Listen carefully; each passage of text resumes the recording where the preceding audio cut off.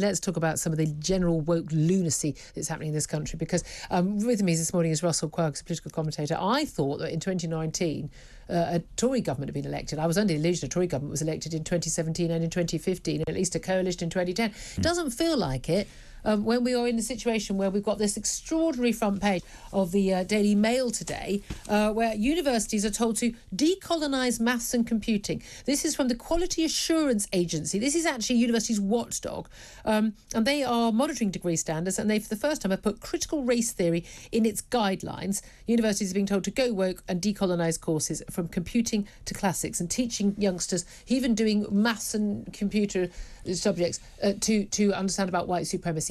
What the beep, beep, beep is going on? I know. This is, concerning to say the least. And of course, as soon as we do get somebody in government like a Suella Braverman that says, look, enough of all of this. Kemi Badenoch as well. Yes, I'm going to stop all this. They get rounded on, of course, as we've just been talking about. What a surprise. Well, let's talk to James Esses about this. He's a social commentator. He's also founder of Thoughtful Therapists. Good morning to you. Morning, Julia. Thank you very much indeed. Well, I mean, this is a news story out today. What I wanted to talk to you about originally was Virgin Atlantic, all this stuff about Virgin Atlantic and BA and having gender-neutral uniforms, and, you can have your handbag and your lipstick and your lip gloss and your mascara on. I mean, God, just bring me a gin and tonic and get me off the plane if it goes on fire, for goodness sake. That's what I'm looking for. But Virgin Atlantic are facing criticism. Who from, I don't know. But they said they had a gender-neutral uniform policy, but interestingly, it doesn't apply for the crew on board the England team flight to the World Cup in Qatar, arriving yesterday, presumably because Qatar doesn't take kindly to such things. So, as always in these situations, picking and choosing when they have these values, and this at the same time as we're all going to be told, every single student in this country is going to have to be told about white supremacy and critical race theory. I mean, I don't know about you, but this stuff is wearing me out. Well, quite. I mean, where to begin? It's all terribly depressing. I mean, let's touch on the Virgin Atlantic stuff first. If this was just about clothes, nobody particularly cares. Nobody's bothered. People can wear what they want. The truth of the matter is that this is disingenuous virtue signalling. It's interesting. Virgin's strapline for this new policy is be yourself.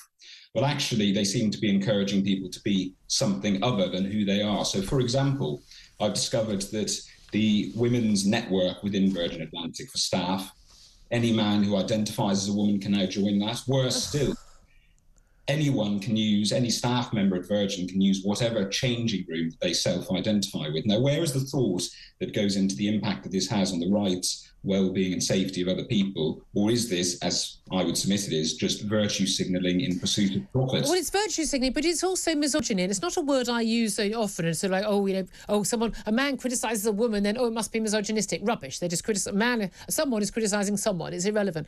But when it comes to women's safe spaces, like changing rooms, like toilets, prisons and refuges and things like that, if you disregard women's safety and women's wants and needs, which have been defined by our sex, our physical differences from men, and the physical risk we do face from some men because we are women, if you ignore that, you're a misogynist. You don't like women, because every right-thinking person would want to protect those. Well, exactly right.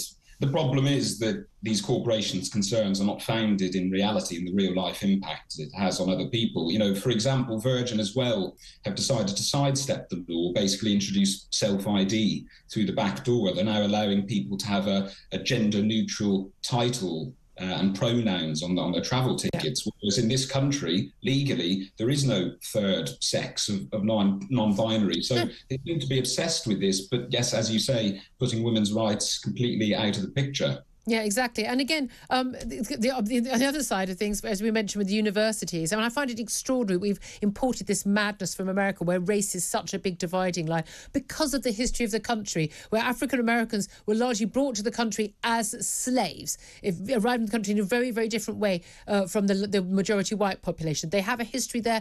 Civil rights were hard fought for through some, horrific years. I completely understand why there is that racial divide there. We don't have that history in this country. We proudly brought about an end to the Atlantic slave trade and at great cost to ourselves, and quite rightly that we did it. But I find it extraordinary that we're going to be teaching, whatever the subject, young people in this country are going to be taught about colonialism, Well, yeah, that's already on the history curriculum. And white supremacy. I mean, this critical race theory, this idea that the whole world is based on this power imbalance between whites and non-whites, and that whites are uniquely bad and have done uniquely bad things. It's not only dangerous, it's factually wrong. No university should be teaching this at all.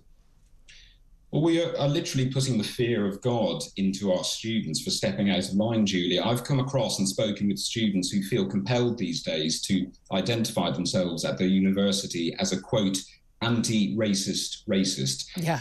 Anti-racist because they're against racism, but racist because deep down, white people will always be racist. This is the message that they're being taught by their university. And I thought for a time that we were moving away from this regressive idea that people from a certain race or sex or religion were all the same. Yep. And this Quality Assurance Agency describes in the document that you've quoted, white people who have informed all of these various studies as homogenous. I mean, dear, oh dear. I thought that's quite racist, isn't it? I mean, James, my view is we don't rest until the boss of the Quality Assurance Agency is out of a job. And that's not cancel culture. That's just, you're an idiot and you've got no business doing that job. James Esses, social commentator. He's a founder of Thoughtful Therapists and generally sane person talking sense. Thank you very much. Another sane person talking sense this morning, Russell Quirk. The majority of the country will be horrified by this. We're going to teach all the white kids in our country they're nasty, nasty racists. Yeah. Who knew that algebra was racist, eh? It's ridiculous. It is absolutely ridiculous. But these people are in charge. And very quickly, critical race theory. Replace the word white for Jewish and people would go absolutely Be careful of the word.